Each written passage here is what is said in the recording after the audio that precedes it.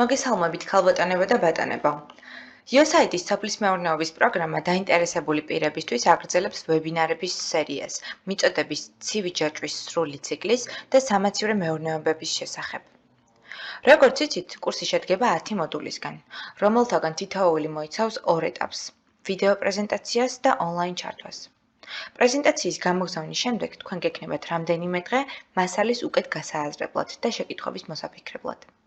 მიღებული შეკითხვები დახარისხდება და გადაეგზავნება პრეზენტატორს. ვიდეო ჩართვა კი დაიწყება წინასწარ გამოგზავნილ შეკითხვებზე პასუხების გაცემით. ხოლო დარჩენილი დრო დაეთმობა დისკუსიას. მე გახლავართ თეა კარტოზია, სასურსათო ტექნოლოგიის მაგისტრი, კომპანია ISO Consulting-ის სურსათის ხარისხისა და უვნებლობის კონსულტანტი და წამყვანი აუდიტორი. სლაიდზე ხედავთ კურსის დროს განსახილველ 10 თემის ჩამონათვალს, რომელთაგან დღეს წარმოგიდგენთ მეოთხე თემას. ეს არის სტანდარტული სანიტარული საოპერაციო პროცედურები და HACCP. იმ მსმენელებს, ვისაც წინა ვიდეო პრეზენტაციები არ უნახავს, მასალის უკეთ შეთვისების მიზნით ურჩევთ ჯერ წინა ვიდეო პრეზენტაციებს გაეცნონ. დღევანდელი პრეზენტაციის მიზანია გავეცნოთ ხილისა და ბოსტნეულის ცივი მიწოდების ჩაჭვის სურსათის ჰიგიენის მოთხოვნებს და HACCP პრინციპებს. სემინარის დასასრულს თქვენ გექნებათ ინფორმაცია სამაცივრო მეურნეობასა და ცივი მიწოდების ჩაჭვის საჭირო სანიტარულ-ჰიგიენური მოთხოვნების შესახებ, რათა შეინარჩუნოთ ხილისა და ბოსტნეულის ხარისხი და უვნებლობა. ფაქტორებზე, რომლებიც გავლენას ახდენენ ხილისა და ბოსტნეულის ხარისხსა და უვნებლობაზე. HACCP სისტემაზე და ცივი მიწოდების ჯაჭვი მის თავისებურებებზე, როგორც სურსათის ხარისხისა და უვნებლობის უზრუნველყოფის საყოველთაოდ აღიარებული პრაქტიკა. ბოლო რამდენიმე ათწლეულია მსოფლიოში განსაკუთრებული ყურადღება ექცევა სურსათის უვნებლობის საკითხს, ვინაიდან საერთაშორისო ვაჭრობის განვითარებამ, სასურსათო ჯაჭვის გლობალიზაციამ, ახალმა ტექნოლოგიებმა და გარემოში მიმდინარე პროცესებმა ხელი შეუწყო სურსათის მიერ დაავადებების ზრდას. მომხმარებლების ჯანმრთელობის დაცვის მიზნით აუცილებელი გახდა ახალი გლობალური მოთხოვნებისა და მიდგომების ჩამოყალიბება, რაც როგორც კერძო სექტორს, ასევე სახელმწიფოს ეხმარება აღნიშნული პრობლემების შედეგიან მართვაში.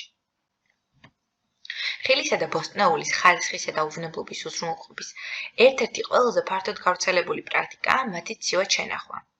ცივად-შენახვა უზრუნველყოფს სამაცივრო მეურნეობაში ხილისა და ბოსტნეულის საღმდგომარეობაში შენარჩუნებას ხანგრძლივი ვადით. ცივად-შენახვის დროს მნიშვნელოვანია სურსათის უვნებლობის საერთაშორისო აღიარებული პრაქტიკების გამოყენება, რადგან ეს უზრუნველყოფს მალფუჭებადი ხილისა და ბოსტნეულის შენახვის ვადის გახანგრძლივებას. ხილისა და ბოსტნეულის ხარისხის შენარჩუნებას, ბაზარზე გადამუშავებული ან გადაუმუშავებელი სახით ხარისხიანი და უვნებელი ხილბოსტნეულის მუდმივ ხელმისაწვდომობას. HACCP წარმოადგენს სურსათის უვნებლობის საერთაშორისო აღიარებულ სისტემას.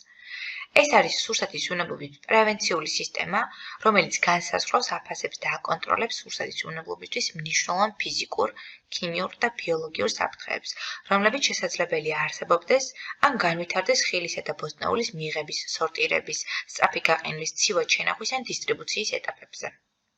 HACCP არის აკრონიმი და ნიშნავს საფრთხის ანალიზს და კრიტიკული საკონტროლო წერტილების სისტემას. სისტემა შემუშავდა მე-20 საუკუნის 50-იან წლებში, ხოლო 1979 წელს ჯანმრთელობის მსოფლიო ორგანიზაციის და გაეროს სურსათისა და სოფლის მეურნეობის ორგანიზაციების მიერ ჩამოყალიბებული კოდექს ალიმენტარიუსის კომისიის მიერ გამოიცა HACCP-ის პირველი გამოცემა.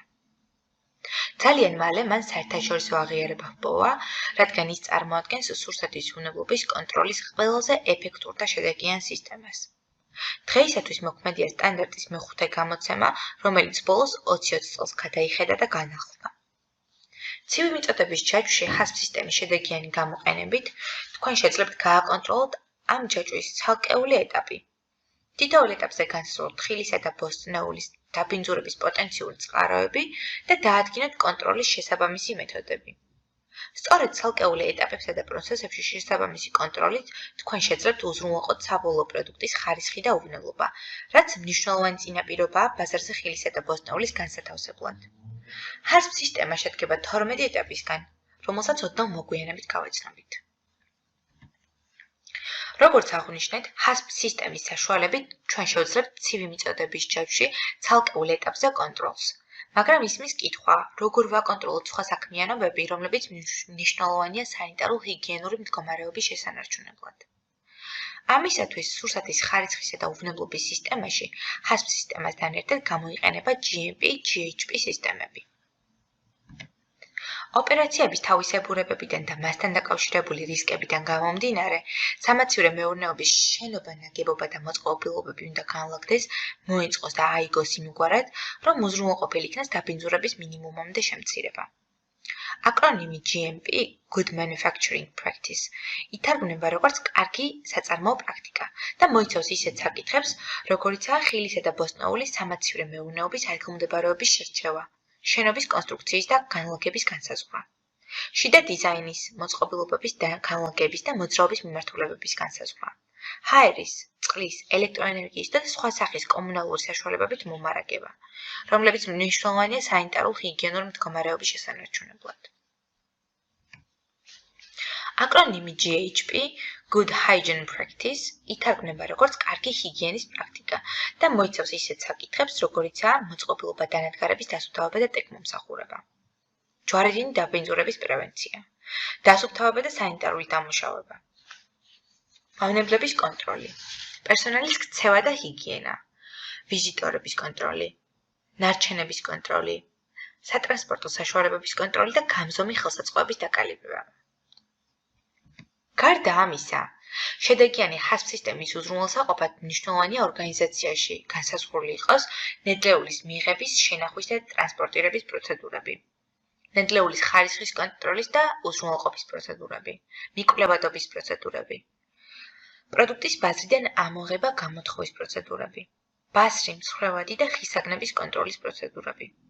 განვიხილოთ თითოეული მათგანი ცივი მიწოდების ჩაჭრის ჩართული ორგანიზაციებისთვის. სამაცივრე ნაგებობის მშენებლობის დაწყებამდე მნიშვნელოვანია შესაბამისი ადგილმდებარეობის შერჩევა. უნდა გაანალიზდეს განსათავსებელი შენობა ნაგებობის ირგვლივ გარემოში არსებული პოტენციური დაბინძურების წყაროები. ისეთ გარემოში, სადაც პოტენციურად საშიში ნივთიერებების შესაძლოა შეერიოს პროდუქტს, არ უნდა ხდებოდეს სურსათის შენახვა ან გადამუშავება. არსებული რისკებიდან გამომდინარე, ბენზინგასამარსადგურის მიმდებარედ, ინდუსტრიულ საწარმოებთან, ნაგავსარყელთან, ცხოველების ფერმასთან და სხვა პოტენციურ დამაბინძურებლებთან უმჯობესია არ დაგეგმოთ ხილისა და ბოსტნეულის შენახვის და გადამუშავების საწარმოების მშენებლობა. სამაცივრე მეურნეობის ტერიტორიის საზღვრები მკაფიოდ უნდა იყოს განსაზღვრული. ტერიტორიაზე უცხოპირების დაშვება უნდა კონტროლდებოდეს. ტერიტორია კარგად უნდა იყოს მოვლილი და განათებული. მცენარეების არსებობის შემთხვევაში უნდა იყოს მოვლილი. საწარმოს ტერიტორია მოსახერხებელი უნდა იყოს მყარი და თხევადი ნარჩენების გასატანად. გზები, ეზოები და პარკირების ადგილები უნდა იყოს სათანადოდ შენარჩუნებული, უნდა იყოს მოკირწყული, მობეტონებული ან მოასფალტებული. წყლის დაგუბების თავიდან ასაცილებლად უნდა არსებობდეს სადრენაჟო სისტემები. წყალსარინები, საწრეტები და სანიაღვრე არხები უნდა იწმინდებოდეს რეგულარულად. ასევე სამაცივრე მეურნეობის ტერიტორია უნდა სუფთავდებოდეს რეგულარულად. მცირე ზომის სამაცივრე ნაგებობა გაცილებით ენერგოეფექტური, ასაშენებლად ნაკლებ დანახარჯიანი და მარტივად მოსავლელია. სასურველია, რომ ასეთი მცირე ზომის სამაცივრე მეურნეობა ხილისა და ბოსტნეულის ფერმერულ მეურნეობასთან ახლოს იყოს განთავსებული, რათა უზრუნველყოთ ხილისა და ბოსტნეულის ხარისხი და უვნებლობა. ცივი ოთახის კედლები, იატაკი და ჭერი, მათ შორის კარებიც, უნდა იყოს სათანადოდ იზოლირებული, რათა შენარჩუნდეს პროდუქტის შენახვისთვის საჭირო ტემპერატურა. ინტერიერი უნდა ექვემდებარებოდეს რეცხვა დეზინფექციას. ცივი ოთახი უნდა უზრუნველყოფდეს ადეკვატურ სამაცივრე მოცულობას და ინარჩუნებდეს პროდუქტისთვის სასურულ ტემპერატურას. სათანადო აერაციას შესანახი პროდუქტების ირგვლივ. მაცივრის ტემპერატურის რეგულარულ კონტროლს. ცივი ჰაერის შენარჩუნებას და თბილი ჰაერის შემოღწევის თავიდან არიდებას.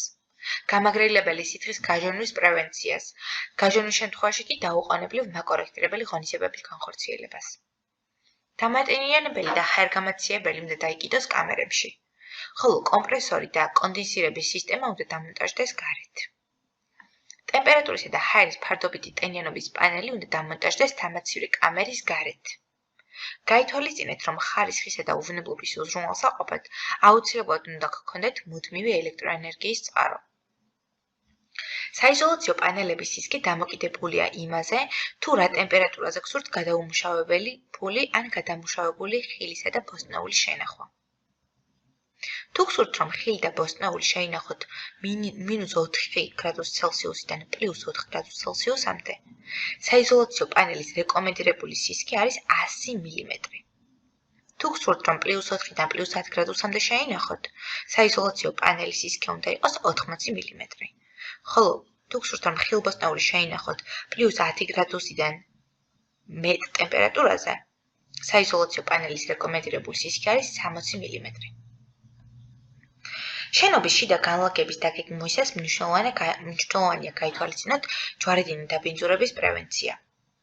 სამაცივრო მეურნეობაში, სადაც ხდება მხოლოდ გადარჩეული ხილისა და ბოსტნეულის შენახვა და დაფასოების გარეშე მისი მიწოდება შემდგომი მოხმარებისთვის, ნაკლებად მნიშვნელოვანია სურსათის უვნებლობისთვის სათანადო ზონების იდენტიფიკაცია. თუმცა იქ, სადაც ხორციელდება უფრო მეტი პროცესები, როგორიცაა ხილისა და ბოსტნეულის მიღება, სორტირება, შენახვა, სწრაფი გაყინვა, საბოლოო შეფუთვა, გადამუშავება და სხვა სახის ოპერაციები, მნიშვნელოვანია ერთმანეთისგან განასხვაოთ სუფთა და ბინძური ზონები.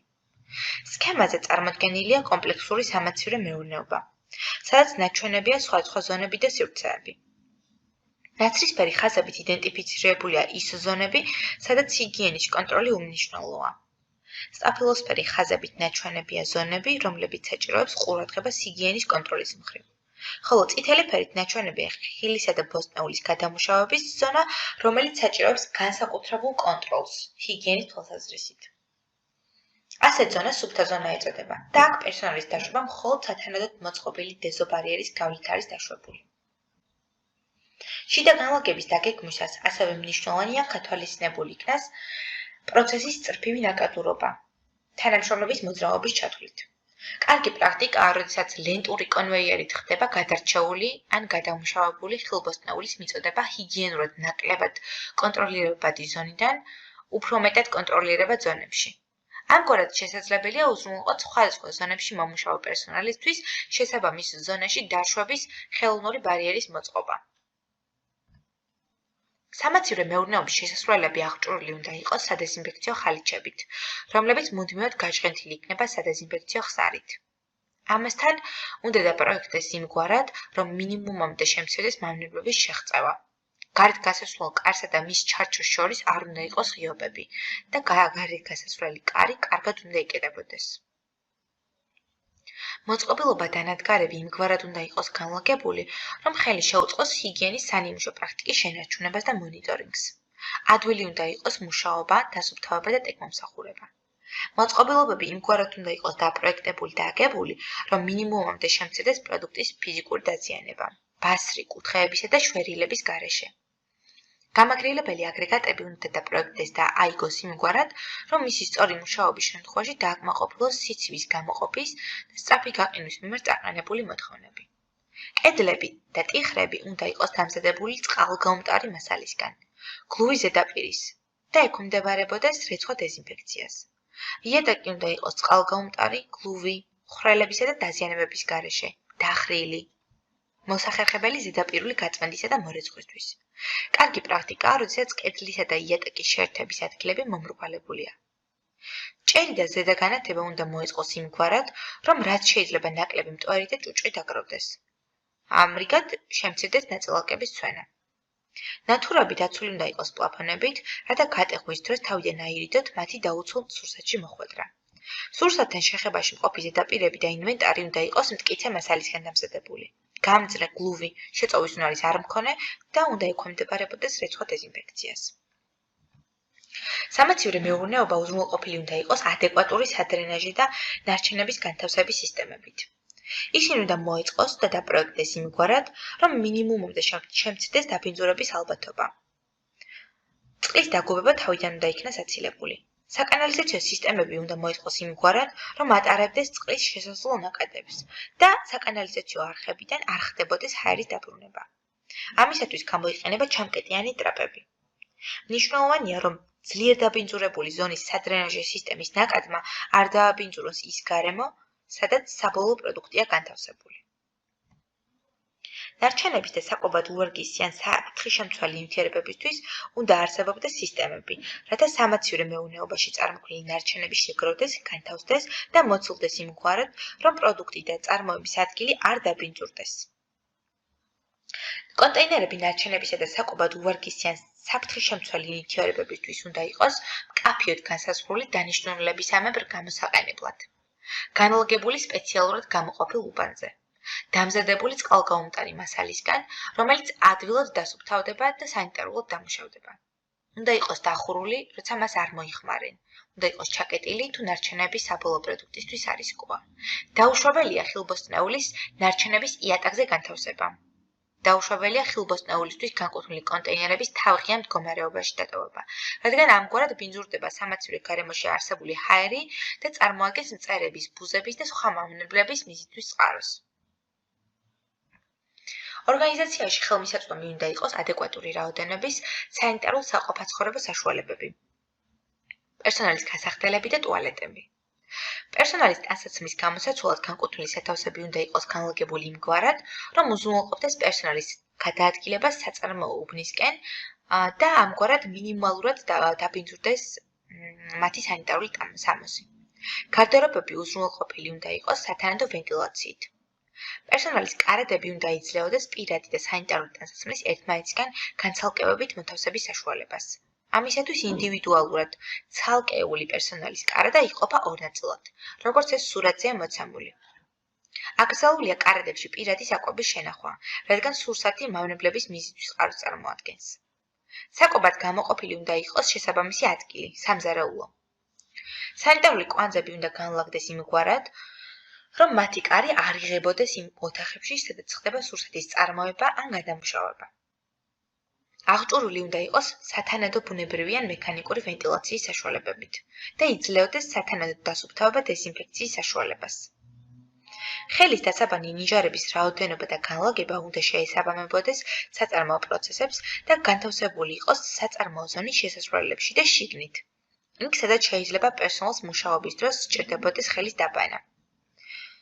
ხელსაბანები აღჭურვილი უნდა იყოს ცივი და თბილი წყლის მიწოდების სისტემით, ასევე თხევადი საპნით, ერთჯერადი ქაღალდის ხელსახოცითა და ხელის სადეზინფექციო საშუალებებით. ხელის დასაბან ნიჟარასთან მოთავსებული უნდა იყოს ნარჩენების კონტეინერი, გამოყენებული ხელსახოცების შესაგროვებლად. კარგი პრაქტიკაა, როდესაც ხელსაბანი ნიჟარები აღჭურვილია უკონტაქტო სისტემებით. მაგალითად, სენსორებით ან ფეხით სამართავი ონკანით, რაც უზრუნველყოფს ხელით ნაკლებ შეხებას და ამგვარად დაბინძურების რისკის შემცირებას. ტუალეტები უნდა იყოს აღჭურვილი უნიტაზებით. საუკეთესო პრაქტიკაა, როდესაც უნიტაზებს გააჩნიათ ფეხით სამართავი წყლის ჩამრეცხვის სისტემა. საპირფარეშოდან გამოსვლის შემდგომ უნდა მოხდეს ფეხსაცმლის დეზინფექცია სადეზინფექციო ხალიჩებზე. კარგი პრაქტიკაა საწარმოში შესვლამდე, როდესაც მოწყობილია სადეზინფექციო ბუფერი. სადეზინფექციო ბუფერი უზრუნველყოფს როგორც ფეხსაცმლის სანიტარულ დამუშავებას, ასევე ხელების დეზინფექციას. ხილისა და ბოსტნეულის ხანგრძლივი ვადით შენახვისას გადამწყვეტი მნიშვნელობა ენიჭება სამაცივრო ოთახების წინასწარ მომზადებას. წინასწარ მოსამზადებელი სამუშაოები შემდეგ ეტაპებად იყოფა. საცავის დასუფთავება, დეზინფექცია და დერატიზაცია, საცავისა და ინვენტარის რემონტი. საცავი სუფთავდება ხილისა და ბოსტნეულის უკანასკნელი პარტიის გატანისთანავე. მიმართავენ დასუფთავების ორ მეთოდს, მშრალი და სველი წესით დასუფთავებას. დეზინფექცია ხორციელდება სხვადასხვა ქიმიური საშუალებების გამოყენებით. უმარტივესი მეთოდია ქლორის შემცველი სადეზინფექციო ხსნარების გამოყენება. ამისათვის ამზადებენ ქლორიანი კირის ხსნარს 150-200 მგ ლიტრზე კონცენტრაციით, რომელსაც გამოიყენებენ აღჭურვილობების, ინვენტარის და ჭურჭლის სადეზინფექციოდ. იატაკებისა და პანელების სადეზინფექციოდ შეიძლება გამოიყენოთ აქტიური ქლორის ხსნარი 200-250 მგ ლიტრზე კონცენტრაციით. განსაკუთრებულად დაბინძურებული ადგილები მუშავდება აქტიური ქლორის ხსნარით 400 მგ ლიტრზე კონცენტრაციით. აუცილებელია სანიტარული დღის მოწყობა დადგენილი პერიოდულობით განხორციელდეს. ეს მოიცავს საწყობის გენერალურ დასუფთავებას მშრალი და სველი წესით. მშრალი წესით დასუფთავება ნიშნავს ზედაპირის გასუფთავებას უხეში ნარჩენებისგან, მტვრის მოცილებას მტვერსასურტის და ჯაგრისების გამოყენებით. სველი წესით დასუფთავება ნიშნავს ზედაპირის უხეში ნარჩენებისგან გათავისუფლებას და სადეზინფექციო ხსნარით რეცხვას. სათავსების ქიმიური პრეპარატების დამუშავებისას აუცილებელია უსაფრთხოების ზომების დაცვა. ამისათვის იყენებენ პირბადეებს ან აირწინაღებს, სპეცსამოს, სათვალესა და ხელთათმანს. სამაცივრო მეურნეობაში გამოყენებული ინვენტარის და უკანმობრუნებული ტარის რიცხვა დეზინფექციისთვის უნდა იყოს გამოყოფილი სივრცე, სარეცხი მოედანი. კარგი პრაქტიკაა, როდესაც ინვენტარი, მათ შორის პოლიპროპილენის ყუთები და სურსათთან შეხებაში მყოფი სხვა ინვენტარი ირეცხება სპეციალური დანადგარით, როგორც ეს სურათზეა მოცემული. შესაძლებელია ინვენტარის რიცხვა განხორციელდეს პერსონალის მიერ ხელით. არასასურველი, მაგრამ ფართოდ გავრცელებული პრაქტიკაა ინვენტარის რიცხვა წყლის ჭავლის პირობებში, ეგრეთ წოდებული კერხერით რიცხვა. ამგვარი დასუფთავება არ არის რეკომენდირებული, რადგან მაღალი წნევით რიცხვის დროს ხდება მოცილებული ჭუჭყის გაფრქვევა გარემოში და ამგვარად ირგვლივ არსებული სივრცის დაბინძურება. წყალი, რომელიც სამაცივრო მეურნეობაში გამოიყენება პერსონალის პირადი ჰიგიენისთვის და სხვადასხვა სანიტარულ საყოფაცხოვრებო საჭიროებებისთვის, უნდა შეესაბამებოდეს საქართველოს კანონმდებლობით სასმელი წყლის მიმართ დადგენილ ხარისხობრივ მოთხოვნებს, რომელიც განისაზღვრება წყლის ტექნიკური რეგლამენტით. კანონმდებლობით ბიზნეს ოპერატორი ვალდებულია პერიოდულად განახორციელოს პროცესში გამოყენებული წყლის ხარისხის ლაბორატორიული შემოწმება, რათა დარწმუნდეს, რომ რეცხვა დეზინფექციის დროს და საწარმოო პროცესებში გამოყენებული წყალი ინარჩუნებს მის ხარისხობრივ პარამეტრებს. სამაცივრო მეურნეობაში უზრუნველყოფილი უნდა იყოს ცხელი წყლის მიწოდების სისტემა. ტექნიკური წყალი შეიძლება გამოყენებული იქნას საწყობის გარემოს დასასუფთავებლად, გარეტუმბოების, გარეგადინებისთვის, სახანძრო სისტემებისთვის, საპირფარეშოებისა და პისუარებისთვის, გამაგრილებელი ნაგებობისა და კონდენსატორისთვის. სამაცივრო მეურნეობაში უზრუნველყოფილი უნდა იყოს ბუნებრივი ან ხელოვნური ვენტილაცია, ასეთ მეტი ან არასასურველი ორთქლის, მტვრის და სუნის მოსაცილებლად და სველი წესით დასუფთავების შემდგომ შრობის გასამარტივებლად. საჭიროა დარწმუნდეთ, რომ ჰაერის ხარისხობრივი მახასიათებლები აკმაყოფილებს ჰიგიენის წესებით დადგენილ პარამეტრებს. ამისათვის ბიზნეს ოპერატორმა პერიოდულად უნდა ჩაატაროს გადამუშავების უბნებზე და შემნახვალ კამერებში ჰაერის ლაბორატორიული გამოკვლევა. სამაცივრო მეურნეობაში საწარმოო და დამხმარე სათავსები აღჭურვილი უნდა იყოს სათანადო ბუნებრივი და ხელოვნური განათებით. განათების სიმძლავრე უნდა შეესაბამებოდეს სამაცივრო მეურნეობაში მიმდინარე ოპერაციების ხასიათს. სინათლის წყაროები მოთავსებული უნდა იყოს სპეციალურ გასანათებელ არმატურაში განათების ტიპზე დამოკიდებლებით და ელექტრონული ნათურები ჩასმული უნდა იყოს დახურულ პლაფონებში. თუ ელექტროენერგიის მომარაგება შეწყდება, ან დანადგარი წყობრიდან გამოვა, მსგავსი გაუთვალისწინებელი სიტუაციების შემთხვევაში უნდა არსებობდეს სამოქმედო გეგმა, რათა შეინარჩუნოთ ხილბოსტნეულის ტემპერატურა. გარდა სათანადო მოწყობა აღჭურვისა, მნიშვნელოვანია, რომ სამაცივრო მეურნეობაში ჩამოყალიბებული იყოს დასუფთავების და ტექნიკური მომსახურების შედეგიანი სისტემები. რათა უზრუნველყოთ ხილისა და ბოსტნეულის დამაბინძურებლების, მავნებლების და სხვა სახის აგენტების მუდმივი კონტროლი, რაც მნიშვნელოვანია ხილისა და ბოსტნეულის შესაფერისობისა და უზრუნველსაყოფად. სამაცივრო მეურნეობა უზრუნველყოფილი უნდა იყოს დაალგება დასუფთავების პროცედურების შესრულებისთვის საჭირო ინვენტარით. სანიტარული დამუშავებისთვის გამოყენებული ინვენტარი დამზადებული უნდა იყოს გამძლე მასალისგან და უნდა ექვემდებარებოდეს რეცხვა დეზინფექციას. გამოყენების შემდეგ ინვენტარი უნდა გაირეცხოს და შენახული იქნას სუფთა მდგომარეობაში. დასასუფთავებელი ინვენტარის რეცხვა დეზინფექცია არ უნდა მოხდეს პირდაპირ იატაკზე. საჭიროა გამოყოფილი იქნას მიზნობრივი სათავსი დასალაგებელ არესთან ახლოს, სადაც მოწყობილი იქნება მოხერხებული ცხაური. ინვენტარი უნდა შეინახოთ იატაკიდან დაშორებულ, მიზნობრივად გამოყოფილ მოხერხებულ ადგილზე. ჯვარედინი დაბინძურების პრევენციისთვის კარგი პრაქტიკაა დასასუფთავებელი ინვენტარის ფერებით კოდირების პრაქტიკა, რაც ნიშნავს შესაბამისი ზონისთვის კონკრეტული ფერისა და ინვენტარის გამოყენებას. მაგალითად, ცველი წერტილებისთვის და ტუალეტებისთვის, საწარმოო ზონისთვის და ოფისისთვის განსხვავებული ფერის ინვენტარის გამოყენებას. დაუშვებელია გამოყენებული სარეცხ სადეზინფექციო საშუალებების შენახვა ხილთან და ბოსტნეულთან ახლოს. ისინი უნდა ინახებოდეს ჩაკეტილ სათავსში, განცალკევებულ კონტროლირებად კარედებში. სხვადასხვა დანიშნულების სარეცხ სადეზინფექციო, სადერატიზაციო, სადეზინსექციო და საპოხ-საცხებ მასალები უნდა ინახებოდეს განცალკევებულად და დახურულ კონტეინერებში. ცარიელი კონტეინერები ექვემდებარება უტილიზაციას მწარმოებლის მიერ მოცემული რეკომენდაციის შესაბამისად. სამაცივრო მეურნეობაში ნებისმიერი მიზნით გამოსაყენებელი ქიმიური საშუალებების ეტიკეტი მომსახურე პერსონალისთვის გასაგებ ენაზე უნდა იყოს მიწოდებული. ეტიკეტი უნდა მოიცავდეს შემდეგ ინფორმაციას. ესენია: ქიმიური ნივთის დასახელება, შემადგენლობა, კონცენტრაცია და რაოდენობა, ინფორმაციას მწარმოებლის შესახებ, გამოყენების ინსტრუქციას, დამზადების თარიღსა და გამოყენების ვადას, ასევე სხვა განსაკუთრებულ მითითებებს. თუ ქიმიური საშუალება გადაიტანება სხვა ჭურჭელში გასაზავებლად, ან მცირე ზომის ჭურჭელში დასაფასოებლად, აუცილებელია აღნიშნულ ჭურჭელს გაუკეთდეს დროებითი ეტიკეტი, რომელიც უნდა მოიცავდეს ძირითად ეტიკეტზე არსებულ სათანადო ინფორმაციას. ყველა ქიმიურ საშუალებას თან უნდა ახლდეს მწარმოებლის მიერ მოწოდებული უსაფრთხოების ფურცელი. სამაცივრე ნაგებობის მიმდებარე ტერიტორია საწარმოო და დამხმარე სათავსები შენარჩუნებული უნდა იყოს იმგვარ მდგომარეობაში, რომელიც გამორიცხავს მავნებლების შეღწევას და მათი პოტენციური გამრავლების ადგილების წარმოქმნას. ხრელები, ღრმულები, ღიობები და სხვა ადგილები, სადაც შესაძლებელია მავნებლების შემოღწევა და დაბუდება, უნდა ამოივსოს. მწერებისაგან დამცავი ბადეები ღია ფანჯრებზე, კარებზე და სამეტილოციო არხებზე შეამცირებს მავნებლების კონტროლთან დაკავშირებულ პრობლემას. უნდა არსებობდეს მავნებლების მონიტორინგის მექანიკური საშუალებები, როგორიცაა მწერსაჭერები და სათოგურები. ისინი უნდა იყოს მტკიცე და გამძლე კონსტრუქციის. ასეთი მექანიკური საშუალებები არ უნდა წარმოადგენდეს საფრთხეს სურსათის უნებლობისა და შესაფერისობისთვის. ღრღნელების წინააღმდეგ გამოიყენება თვითშემკეტი სათაგურები, რომლებიც თავსდება კედელთან და კარებთან ახლოს. მწერებისათვის გამოიყენება მწერების წებოვანი საჭერი ელექტრონული ნათებით. პერსონალის ჰიგიენას მნიშვნელოვანი ადგილი უჭირავს სამაცივრე მეურნეობის კარგი ჰიგიენის პრაქტიკაში. პერსონალი სამსახურში უნდა გამოცხადდეს სუფთად, მოწესრიგებული თმებით, ფრჩხილებით, ლაქისა და ხელოვნური ფრჩხილების, ასევე წამწამების გარეშე.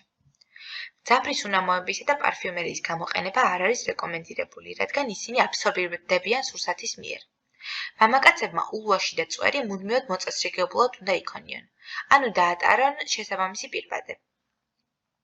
რისკების გათვალისწინებით შესაბამისი პირბადე უნდა გამოიყენოს ასევე ხილისა და ბოსტნეულის გადამუშავების პროცესში ჩართულმა პერსონალმა, რომელიც ატარებს მოსახსნელ ან ნაწილობრივ კბილის პროცესს.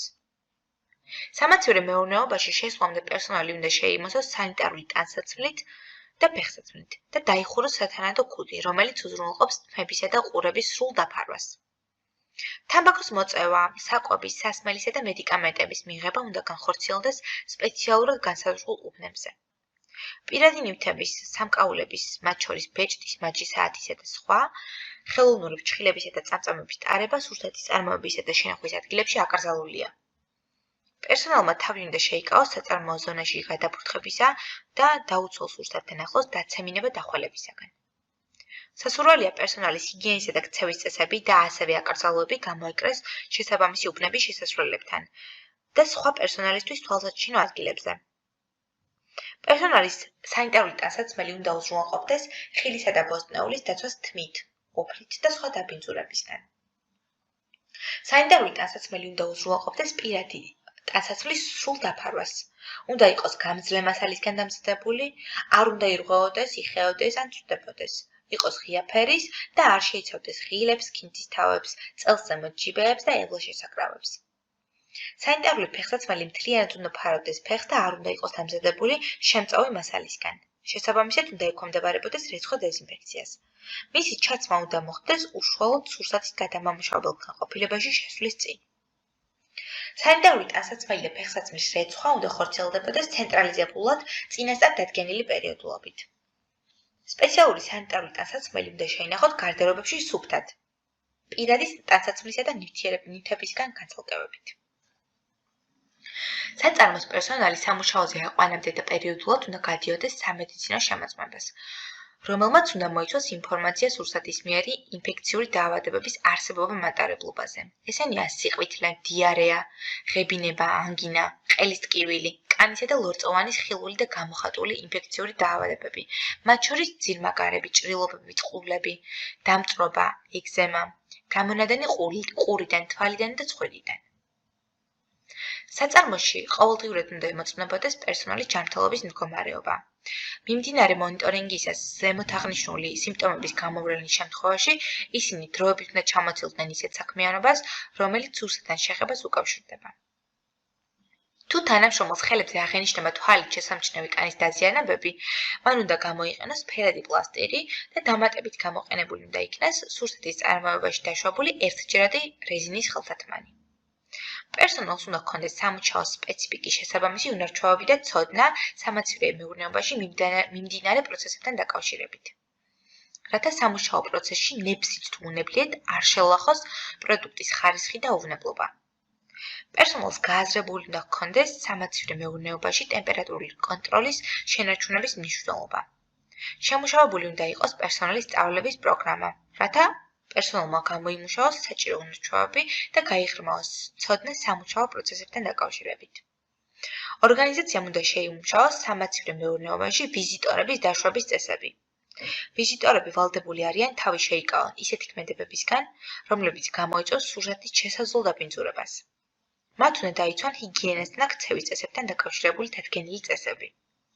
სტუმრები, რომლებიც ატარებენ სათვალეს ან კონტაქტურ ლინზებს, ასევე კბილის პროთეზს, ვალდებული არიან ამის შესახებ ამცნონ მასპინძელს. ჯანდაცვის მსოფლიო ორგანიზაციის მიერ დადგენილია ხელის დაბანის კარგი პრაქტიკა, რომელსაც ახლა წარმოგიდგენთ ვიდეოს სახით.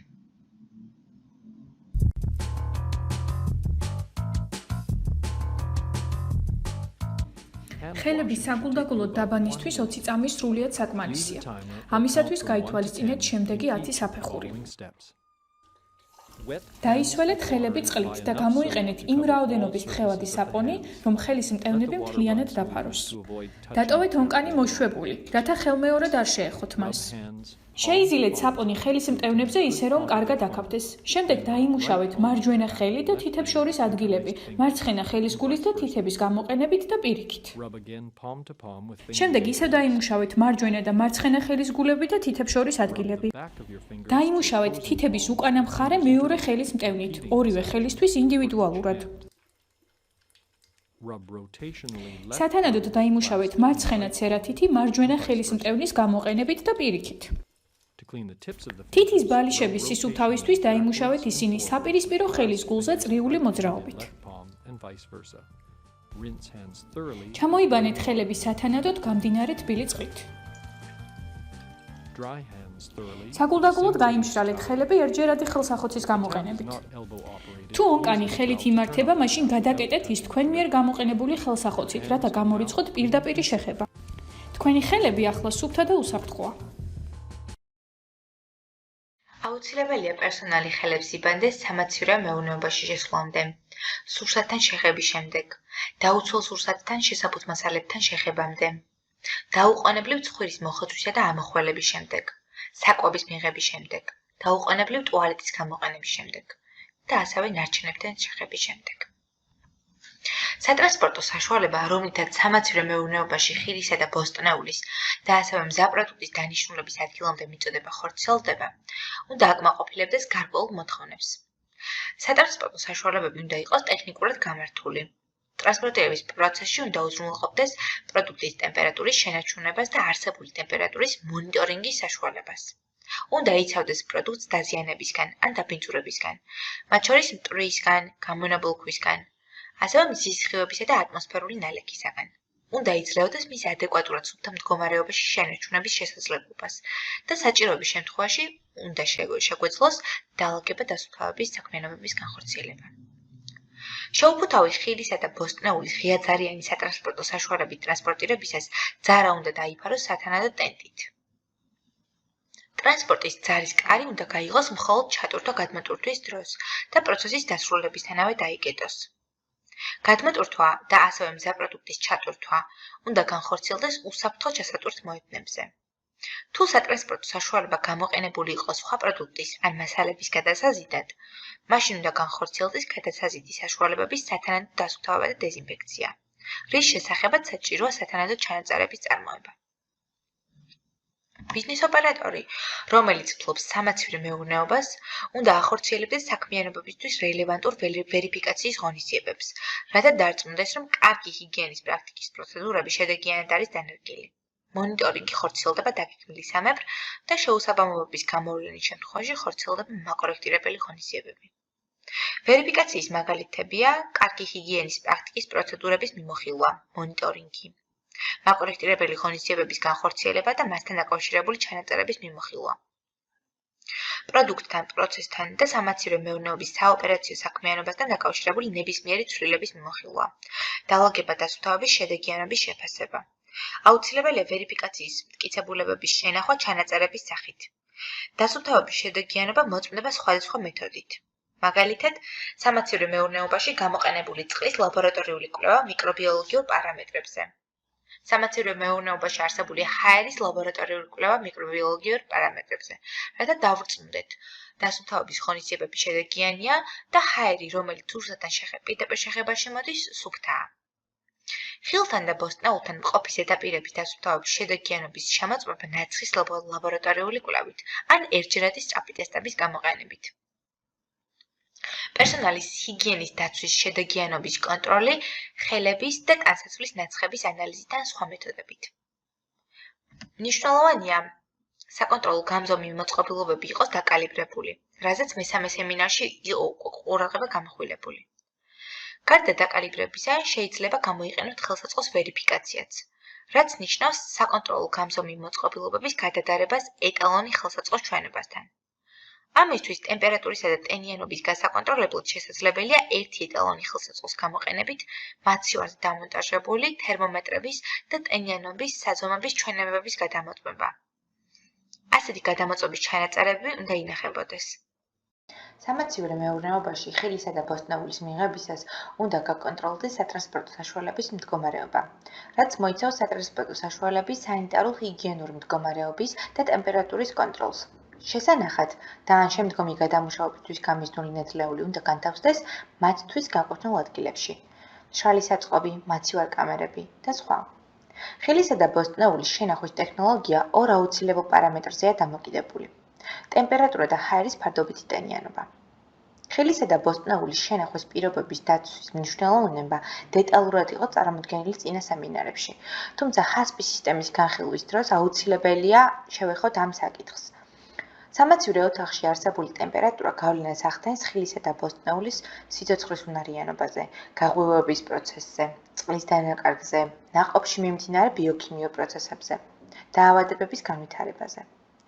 სამაცივრო საცავში ხილისა და ბოსტნეულის შენახვისას ბიოლოგიური პროცესები ნელდება, თუმცა არ წყდება. ამიტომ ხილისა და ბოსტნეულის დამწიფების პროცესი მაინც მიმდინარეობს. დამწიფების პროცესს თან სდევს ეთილენის გამოყოფა. ეთილენი ბუნებრივი ჰორმონია, რომელიც ხილის დამწიფების პროცესში გამოიყოფა. სამაცივრო საკანში წარმოქმნილი ეთილენის მოცილებით ხილისა და ბოსტნეულის დამწიფების პროცესი ნელდება. ხილისა და ბოსტნეულის შენახვის დროს, რაც უფრო ახლოა შენახვის ტემპერატურა 0 გრადუსთან, მით უფრო მცირდება სუნთქვის ინტენსივობა. როცა შენახვის ტემპერატურა მეტია 15 გრადუს ცელსიუსზე, სუნთქვის ინტენსივობა და პროდუქტში სინესტის აორთქლება მნიშვნელოვნად მატულობს. მცირდება კვებითი ღირებულება და იზრდება ლპობის და ფიზიოლოგიური დაავადებებით გამოწვეული დანაკარგები, რის გამოც ხილბოსტნეულის სარეალიზაციო იერსახე მნიშვნელოვნად უარესდება. ცივი საწყობი გამიზნული პროდუქტების შენახვის დროს უნდა უზრუნველყოფდეს ტემპერატურის შენარჩუნებას -18 გრადუს ცელსიუსზე მინიმალური ცვალებადობით გაყინული პროდუქტებისთვის. ხილბოსტნეულის შენახვის სანიმუშო პრაქტიკაში მოიაზრება ტემპერატურისა და ფარდობითი ტენიანობის კონტროლი, ასევე ჰაერის მოძრაობა და სივრცის შენარჩუნება იმგვარად, რომ კონტეინერების შორის შესაძლებელი იყოს ადეკვატური ვენტილაცია. მალფუჭებადი ხილბოსტნეულის შენახვისთვის რეკომენდირებული ჰაერის ფარდობითი ტენიანობა მერყეობს 80-დან 90%-მდე. სამაცივრო ოთახში ჰაერის სასურველი ფარდობითი ტენიანობის შენარჩუნება შესაძლებელია ორი მეთოდით: დამატენიანებელი დანადგარის გამოყენებით, დანადგარი ივსება წყლით და ვენტილატორის საშუალებით ჰაერში ხდება წყლის მოლეკულების გაფრქვევა და დასვალების მეთოდით, იატაკზე წყლის დახვრის საშუალებით. სურსათის შენახვის დროს შესანახი ტარის შერჩევისას გასათვალისწინებელია ტარის ხარისხი, ტარის ზომა და ჰაერის გამტარიანობა. ხილბოსტნეული კედლებიდან და იატაკიდან თავსდება 15-20 სანტიმეტრის საშუალებით, რიგებს შორის მანძილი 10 სანტიმეტრია. ყუთები უნდა განთავსდეს იმგვარად, რომ ჰაერმა თანაბრად იმოძრაოს საცავში.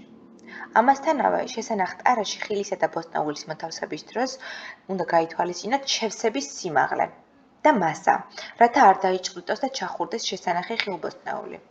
თუ ყუთების ერთმანეთზე დალაგებას აპირებთ, ყუთები არ უნდა გადაივსოს. ასევე მნიშვნელოვანია თავიდან აირიდოთ ერთმანეთთან შეუთავსებელი ხილბოსტნეულის ერთად შენახვა. სამაცივრო საწყობში ერთად მოთავსებულ სასურსათო პროდუქტებს უნდა ჰქონდეთ შენახვის მიმართ იდენტური მოთხოვნები: ტემპერატურა, ჰაერის ფარდობითი ტენიანობა და ეთილენის გამოყოფის თანაბარი დონე. ხილისა და ბოსტნეულის შენახვის დროს ყურადღება უნდა მიაქციოთ ერთმანეთთან თავსებადი პროდუქტების შენახვას. მაგალითად, ვაშლი შეგიძლიათ შეინახოთ ყურძენთან, ფორთოხალთან, ატამთან და ქლიავთან ერთად, მაგრამ არა ბანანთან. კარტოფილისა და კომბოსტოს ერთად შენახვა არ არის სასურველი. ყურძენი სხვა ყველა ტიპის ხილბოსტნეულთან შესანახად თავსებადია, გარდა კომბოსტოსა და ასე შემდეგ. ეთილენის დიდი რაოდენობით წარმომქმნელებს, როგორებიცაა ბანანი, ვაშლი, შეუძლიათ ფიზიოლოგიური ცვლილებების გამოწვევა ეთილენის მიმართ მგრძნობიარე პროდუქტებში, როგორიცაა სალათის ფურცელი, კიტრი, სტაფილო, კარტოფილი, ტკბილი კარტოფილი, რაც გამოიხატება არასასურველი შეფერილობის, გემოსა და ტექსტურის ცვლილებით. ცივი შენახვის დროს წარმოქმნილი ტემპერატურული შეუთავსებლობის გამო ხილი და ბოსტნეული კლასიფიცირდება შემდეგ ჯგუფებად. ხილბოსტნეული, რომელიც არ არის მგრძნობიარე დაბალი ტემპერატურის მიმართ და იდეალურად ინახება 0-დან +4 გრადუსამდე, ასეთია ვაშლი, ყურძენი, სტაფილო და ხახვი. ხილბოსტნეული, რომლებიც არიან ზომიერად მგრძნობიარე დაბალი ტემპერატურის მიმართ და ინახება +4-დან +8 გრადუსამდე. მაგალითად, მანგო, ფორთოხალი, კარტოფილი და მწიფე პომიდორი. და ხილბოსტნეული, რომლებიც არიან სიცივის მიმართ მგრძნობიარენი და ინახება +8 გრადუსიდან მაღალ ტემპერატურაზე. მაგალითად, ანანასი, ბანანი, გოგრა. ჩასატვირთი ბაქანი უნდა მოეწყოს იმგვარად, რომ დაიცვას პროდუქტი არახელსაყრელი ამინდის პირობებში დაზიანებისგან და იყოს ადვილად დასუფთავებადი. სწრაფად გაყინული სურსათის ტრანსპორტირება უნდა განხორციელდეს სათანადოდ იზოლირებული ჰერმეტული სატრანსპორტო საშუალებებით, რომელიც იდეალურად ინარჩუნებს გაყინული პროდუქტისთვის სასურველ ტემპერატურას. სწრაფად გაყინული პროდუქტის ჩატვირთვამდე ხილბოსტნეულის გადასაზიდი კონტეინერები და უშუალოდ გადასაზიდი სატრანსპორტო საშუალება წინასწარ უნდა ცივდებოდეს. ჩატვირთვა-გადმატვირთვის პროცესები რაც შეიძლება სწრაფად უნდა მოხდეს, რათა თავიდან ავირიდოთ პროდუქტის ტემპერატურის მნიშვნელოვანი ცვალებადობა. ხილბოსტნეულის ტრანსპორტირების დროს ხილი და ბოსტნეული უნდა მოთავსდეს სურსათთან შეხებაში დაშვებული მასალისგან დამზადებულ შესაფუთ მასალებში, პოლიპროპილენის ყუთებში, ტომრებში და სხვა. მრავალჯერადი გამოყენების ტარა უნდა ირეცხებოდეს სათანადოდ. ტრანსპორტირების დროს ხილბოსტნეული უნდა განლაგდეს იატაკისაგან შემაღლებით, პალეტებზე. დაუშვებელია ხილბოსტნეულის განთავსება პირდაპირ იატაკზე.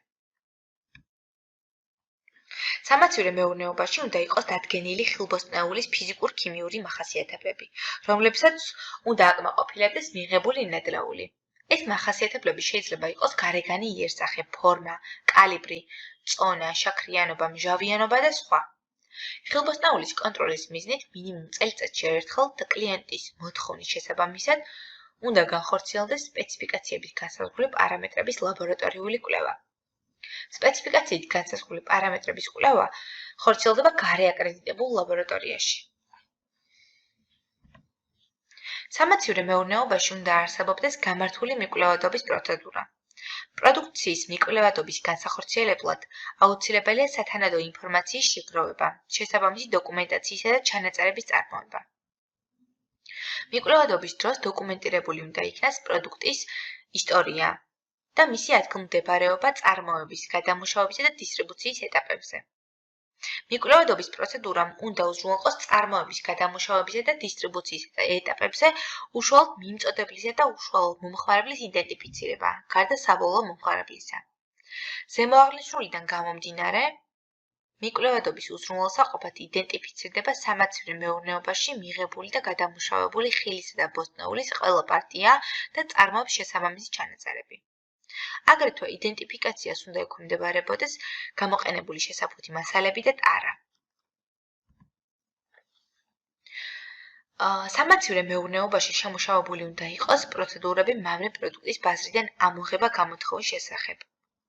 თუ პროდუქტის ბაზრიდან ამოღება ხდება იმის გამო, რომ ის უქმნის პირდაპირ საფრთხეს ადამიანის ჯანმრთელობას, უნდა მოხდეს სხვა პროდუქტების შეფასება, რომლებიც მსგავს პირობებშია დამზადებული. უკან გამოთხოვილი პროდუქტი უნდა იყოს დაკვირვების ქვეშ, სანამ ისინი არ განადგურდება, ან არ მოხდება მათი გამოყენება სხვა მიზნით, ან არ დადგინდება მათი უნებლობის საკითხი. პროდუქციის ბაზრიდან გამოთხოვის საფუძველი შეიძლება იყოს სახელმწიფო კონტროლის დროს გამოვლენილი შეუსაბამობები, მომხმარებლების საჩივრები, პროცესების შეუსაბამობა და სხვა. მაგალითად, თუ მომხმარებლის მიერ დადგინდა, რომ მიწოდებულ ხილში ან ბოსტნეულში არის დასაშვები ნორმაზე მეტი ტყვიის შემცველობა, ასეთ შემთხვევაში მიწოდებელი ვალდებულია უზრუნველყოს ასეთი პროდუქტის ბაზრიდან ამოღება და იმ მასშტაბების დადგენა, სადაც შეიძლება ყოფილიყო იმავე პროდუქტის სხვა პარტია მიწოდებული. სამაცივრო მეურნეობაში მაქსიმალურად უნდა შეიზღუდოს ბასრი მსხვერპლი და ხის საგნების გამოყენება. აკრძალულია გადასამუშავებელ ზონაში საკანცელერიო დანებისა და ისეთი ბასრი საგნების გამოყენება, რომელთაც ადვილად ტყდება პირი. გამოყენებული ბასრი საგნები უნდა იყოს აღრიცხული და კონტროლდებოდეს. მინის საგნები უნდა ჩანაცვლდეს არამსხვერპლი ალტერნატიული მასალისგან დამზადებული საგნებით. უნდა არსებობდეს მსხვერპლის შემთხვევაში სამოქმედო გეგმა. ხის საგნების გამოყენებისას მათგან ფრაგმენტების ან რაიმე სხვა ტიპის დამაბინძურებლების წარმოშობის ალბათობა უნდა იყოს მინიმუმამდე დაყვანილი, რაც მიიღწევა ხის საგნების მოხვეწით. ხის გატეხილი ან დაზიანებული საგნები უნდა ჩანაცვლდეს დროულად. ყოველი წარმოების წინ უნდა განხორციელდეს ხის საგნების მონიტორინგი მათ მთლიანობასა და შესაბამისობაზე. ზოგიერთ შემთხვევებში პროცესების კომპლექსურობის, ტექნოლოგიების განვითარების და მასთან ასოცირებული საფრთხეებიდან გამომდინარე, მხოლოდ კარგი ჰიგიენის პრაქტიკა შეიძლება არ იყოს საკმარისი სამაცივრო მეურნეობაში სურსათის უნებლობის უზრუნველსაყოფად. მაგალითად, შენახვის ვადის გახანგრძლივების მიზნით მოდიფიცირებულ ატმოსფეროში შეფუთვა ან ვაკუუმ შეფუთვით სპეციფიკური მიზნებისთვის განკუთვნილი ბოსტნეული.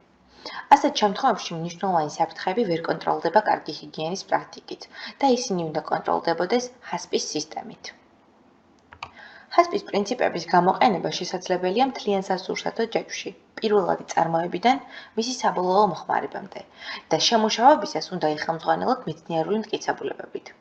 მიუხედავად იმისა, რომ ჰასპის დანერგვა ყოველთვის არ არის განხორციელებადი პირველად წარმოებაში, შესაძლებელია მისი ზოგიერთი პრინციპის გამოყენება კარგი საწარმოო პრაქტიკის პროგრამებში.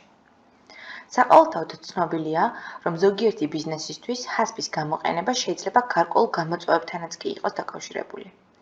ამიტომ, ისეთ სამაცივრო მეურნეობაში, სადაც ხდება მხოლოდ გადარჩეული ხილისა და ბოსტნეულის შენახვა, მაგალითად კარტოფილის ან ხახვის ცივი შენახვის კამერები, ან გადარჩეული ვაშლის და მსხლის შენახვა ყუთებით, რომლებიც იმავე სამაცივრო მეურნეობაში არ განიცდიან შემდგომ გადარჩევას, ან გადამუშავებას, ან საცალო გაყიდვებისთვის გადაბურთვას. მათთვის არ არის რეკომენდირებული ჰასპის პრინციპების გამოყენება. და ასეთ სამაცივრო მეურნეობაში შენარჩუნებული უნდა იყოს მხოლოდ GMP. ანუ კარგი საწარმოო პრაქტიკა, რომელიც როგორც უკვე ავხსენით, მოიცავს შენობა-ნაგებობების სათანადო აშენებას, მოწყობას და აღჭურვას. GHP, ანუ კარგი ჰიგიენის პრაქტიკა, რომელიც მოიცავს სანიტარულ-ჰიგიენური საქმიანობების განხორციელებას და GSP. ეს არის შენახვის კარგი პრაქტიკა, რომელიც მოიცავს შენახვის ოპერაციების თანმიმდევრულ შესრულებას, როგორებიცაა FIFO, FEFO, FILO და სხვა მეთოდები. ჰასპი ეს არის კარგი ინსტრუმენტი სასურსათო ჯაჭვში საფრთხეების შეფასების და კონტროლის სისტემის ჩამოსაყალიბებლად, რომელიც ნაცვლად საბოლოო პროდუქტის ტესტირების შედეგებზე დაყრდნობისა, ფოკუსირდება სასურსათო ჯაჭვში არსებული მნიშვნელოვანი საფრთხეების კონტროლის ზომებზე. ეს ნიშნავს პირველადი წარმოებიდან საბოლოო მოხმარებამდე ყველა ეტაპის კონტროლს. მთლიანი სისტემა შედგება 12 ეტაპისგან, რომელთაგან 5 არის ჰასპის სისტემის მოსამზადებელი ეტაპები, ხოლო დანარჩენი 7 კი პრინციპი. ჰასპის სისტემის დანერგვისას აუცილებელია 12 ეტაპის რეალიზება, რომლებსაც ჩვენ ახლა სათითაოდ გავეცნობით. როგორც კოდექს ალიმენტარიუსი განმარტავს, ჰასპი არის სისტემა, რომელიც განსაზღვრავს, აფასებს და აკონტროლებს სურსათის უნებლობისთვის მნიშვნელოვან საფრთხეებს. თუმცა გაითვალისწინეთ, რომ ეს სისტემა მოქმედებს მხოლოდ ტექნოლოგიურ ციკლზე და არა იმ გარემო პირობებზე, სადაც მიმდინარეობს ესა თუ ის ტექნოლოგიური ციკლი. გარემოს მონიტორინგის და ჰიგიენური მდგომარეობის უზრუნველსაყოფად კი გამოიყენება GMP და GHP პრაქტიკები, რომლებზეც ჩვენ უკვე ვისაუბრეთ. როგორც HACCP-ის განმარტებაში ჩანს, ეს არის სისტემა სურსათის უნებლობისთვის მნიშვნელოვანი საფრთხეების საკონტროლებლად. აქვე გაგიჩნდებათ კითხვა, თუ რას ნიშნავს მნიშვნელოვანი საფრთხე. ტერმინებითა და განმარტებებით მნიშვნელოვანი საფრთხეები სურსათში კლასიფიცირდება როგორც ბიოლოგიური, ქიმიური ან ფიზიკური აგენტები, ან სურსათის ისეთი მდგომარეობა, რომელსაც შესაძლებლობა აქვს გამოიწვიოს ადამიანის ჯანმრთელობის დაზიანება. ქიმიურ საფრთხეებთან ერთად ცალკე გამოიყოფა ალერგენები, რომლებიც ასევე საფრთხეს ქმნის ადამიანის ჯანმრთელობას. ხილში და ბოსტნეულში ფიზიკური საფრთხის მაგალითებია ქვა, მინა, პლასტმასი, ხის ტოტები, უცხომცენარეული ნაწილაკები, პერსონალის ნივთები და სხვა. ბიოლოგიური საფრთხის მაგალითებია პათოგენური და პირობით პათოგენური მიკროორგანიზმები, როგორიცაა შიგელა, ლისტერია, სალმონელა, იკოლი, ოქროსფერი სტაფილოკოკი, ობისოკოები და სხვა ვირუსები. როგორიცაა ჰეპატიტი, ნოროვირუსი და სხვა, ზოგადად პარაზიტები, მაგალითად ჰელმინთები, პროტოზოა და სხვა. ქიმიური საფრთხის მაგალითები მრავლადაა ხილსა და ბოსტნეულში. ესენია ტოქსიკური ელემენტები და ნაერთები, რკინა, სპილენძი, ტყვია, კადმიუმი, დარიშხანი, ვერცხლის წყალი, სხვა მძიმე ლითონები, ასევე მიკოტოქსინები, პატულინი, ზეარალენონი, ტეორიტოქსინი, პესტიციდები. მეორადი პირდაპირი ან არაპირდაპირი ნაერთები, ზეთები, საპოხსარეცხები, სადეზინფექციო საშუალებების ნარჩენები და სხვა.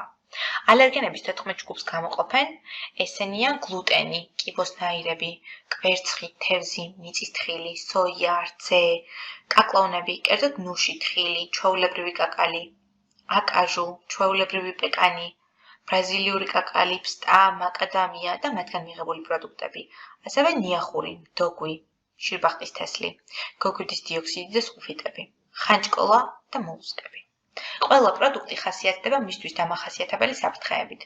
შესაბამისად, სხვადასხვა პროდუქტების დამზადების ტექნოლოგიური ციკლისთვის ცალკეულ ეტაპს უნდა მოხდეს ამ პროდუქტისთვის რელევანტური საფრთხეების განხილვა და შეფასება დადგენილი მეთოდოლოგიით, რომელსაც ჩვენ მოგვიანებით განვიხილავთ. HACCP-ის სისტემის შემუშავებისას პირველი ნაბიჯებია მოსამზადებელი ეტაპები, რომლებიც მოიცავს HACCP-ის ჯგუფის ჩამოყალიბებას, პროდუქტის აღწერას, პროდუქტის მიზნობრივი გამოყენების განსაზღვრას, ტექნოლოგიური სქემის აგებას და ტექნოლოგიური სქემის ვერიფიკაციას. HACCP-ის სისტემის შესამუშავებლად და დასანერგად უპირველეს ყოვლისა თქვენ უნდა ჩამოაყალიბოთ HACCP-ის ჯგუფი, რომელიც დაკომპლექტებული იქნება კომპანიის თანამშრომლებით.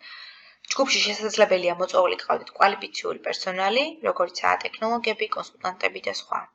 მცირე ზომის ორგანიზაციებში ჯგუფში შეიძლება იყოს მხოლოდ ორგანიზაციის ერთი თანამშრომელი და მოწვეული კონსულტანტი.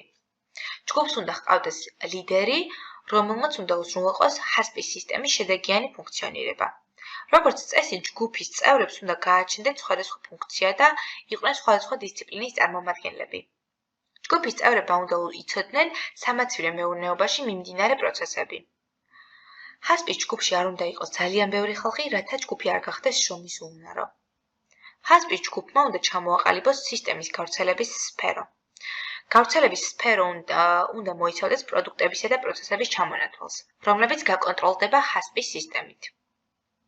ასე მაგალითად, უკურკო ხილის სორტირება, რეცხვა, დაჭრა, ბლანშირება, შეფუთვა ვაკუუმ პაკეტებში და გაყინვა. მეორე ეტაპი არის პროდუქტის აღწერა. უნდა მოხდეს ნედლეულის, შესაფუთი მასალებისა და საბოლოო პროდუქტის სრულყოფილი აღწერა. შესაძლებელია პროდუქტების ინდივიდუალური აღწერა ან მათი დაჯგუფება ერთგვაროვანი პროდუქტების მიხედვით. მაგალითად, როგორებიცაა კურკიანი ან უკურკო ხილი, კენკროვნები და სხვა. პროდუქტის აღწერა უნდა მოხდეს ძირითადი პარამეტრების გათვალისწინებით, რომლებიც გავლენას ახდენს პროდუქტის უნებლობაზე. ამავე ეტაპზე სრულად უნდა იქნას აღწერილი ნედლეული და შესაფუთი მასალები. ნედლეულისა და შესაფუთი მასალების აღწერა, როგორც წესი, მოიცავს ფორმულირებული ინგრედიენტების შემადგენლობას, ბიოლოგიურ, ქიმიურ და ფიზიკურ მახასიათებლებს, წარმოშობას, წარმოების მეთოდს, შეფუთვისა და მიწოდების მეთოდს, შენახვის პირობებსა და ვარგისიანობის ვადას. მოხმარებამდე ან გადამუშავებამდე მათი მომზადებისა ან მოპყრობის პირობებს. სურსათის უვნებლობასთან დაკავშირებულ მისაღებ კრიტერიუმებს, ან შესყიდული მასალებისა და ინგრედიენტების სპეციფიკაციებს, გამოყენების ინსტრუქციას. საბოლოო პროდუქტის მახასიათებლები, როგორც წესი, მოიცავს პროდუქტის დასახელებას, შემადგენლობას, სურსათის უვნებლობისთვის რელევანტურ ბიოლოგიურ, ქიმიურ და ფიზიკურ მახასიათებლებს, ვარგისიანობის განზრახულ ვადას და შენახვის პირობებს, ასევე შეფუთვას, სურსათის უვნებლობასთან დაკავშირებულ ეტიკეტირებას ან დამუშავების, მომზადებისა და გამოყენების ინსტრუქციებს, ასევე დისტრიბუციის მეთოდებს. მესამე ეტაპია პროდუქტის მიზნობრივი გამოყენება. თითოეული პროდუქტისთვის უნდა დადგინდეს მომხმარებელთა ჯგუფები და საჭიროების მიხედვით საბოლოო მომხმარებელთა ჯგუფები. ასევე უნდა იქნას გათვალისწინებული სურსათის უვნებლობისთვის კონკრეტული საფრთხეების მიმართ განსაკუთრებით მგრძნობიარე საბოლოო მომხმარებელთა ჯგუფები. მაგალითად, რამდენად მისაღებია ამ პროდუქტის გამოყენება ჩულბავშვთათვის, ფეხმძიმე ქალებისთვის, ხანდაზმულებისთვის, ალერგიისა და მომეტებული მგრძნობელობის მქონე პირებისთვის. მეოთხე ეტაპია ტექნოლოგიური სქემის აგება. ტექნოლოგიური სქემა არის სამაცივრო მეურნეობაში მიმდინარე პროცესების სქემატური და თანმიმდევრული ასახვა. ტექნოლოგიურმა სქემამ უნდა მოიცვას პროდუქტის დამზადების ყველა ეტაპი ნედლეულის მიღებიდან მზა პროდუქტის გაცემის ჩათვლით, მათ შორის ხელახალი გადამუშავების ეტაპებიც. ტექნოლოგიურ ეტაპებს შემავალი და გამომავალი მონაცემების ჩათვლით თანმიმდევრობით უნდა მიანიჭოთ ნუმერაცია. რეკომენდირებულია, რომ ტექნოლოგიური სქემა იყოს ვერტიკალური და სწორხაზოვანი, რომელზეც მარცხენა მხარეს განლაგდება შემავალი მონაცემები, მარჯვენა მხარეს კი გამომავალი მონაცემები, როგორც ეს სლაიდზეა მოცემული.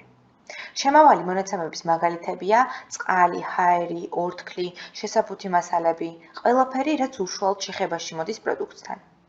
გამომავალი მონაცემებია ნედლეულის ან შესაფუთი მასალის ნარჩენები, მეორეული პროდუქტები და სხვა. ტექნოლოგიურ სქემებში ასევე რეკომენდირებულია მითითებული იყოს კონტროლის არსებული ზომები, როგორც არის ტემპერატურის კონტროლი, მეტალ დეტექტორები, ეკრანები და სხვა მოწყობილობები, რომლებიც გამოიყენება კონტროლისთვის. ტექნოლოგიურ სქემაზე დატანილი პროცესები უნდა აღწეროთ მოკლედ და ლაკონურად. ტექნოლოგიური სქემის აღწერამ უნდა მოგვაწოდოს საფრთხის ანალიზის განსახორციელებლად საჭირო ინფორმაცია. შეუძლებელია შეაფასოთ საფრთხე, თუ პროცესი სწორად არ არის გააზრებული. მეხუთე ეტაპი არის ტექნოლოგიური სქემის ვერიფიკაცია. იმის უზრუნველსაყოფად, რომ ტექნოლოგიური სქემა არის განხილული პროცესის ზუსტი და ნამდვილი ასახვა, ის უნდა იყოს ვერიფიცირებული პროცესთან მიმართებით. ამისთვის საუკეთესო გზაა, როდესაც თავად მიყვებით პროცესებს და ახდენთ ინფორმაციის ვერიფიკაციას. კარგი პრაქტიკაა, როდესაც არ დაეყრდნობით მხოლოდ ერთი ადამიანის ინტერპრეტაციას, რადგან ადამიანებს მოსდით შეცდომები და განსხვავებულად აღიქვამენ პროცესებს.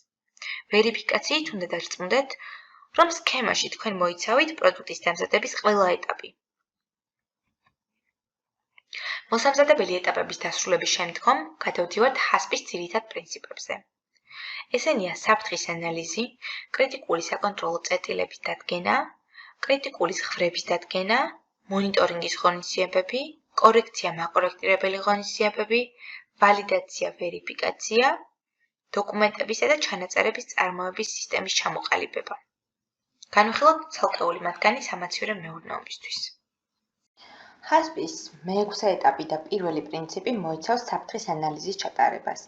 ანუ თქვენ სამაცივრო მეურნეობაში მიმდინარე თითოეულ პროცესზე პოტენციური ფიზიკური, ქიმიური, ბიოლოგიური საფრთხეების და მათ შორის ალერგენების გამოვლენას. ჩამოთვალეთ ხილის და ბოსტნეულის გადამუშავების თითოეულ ეტაპთან დაკავშირებული ყველა პოტენციური საფრთხე.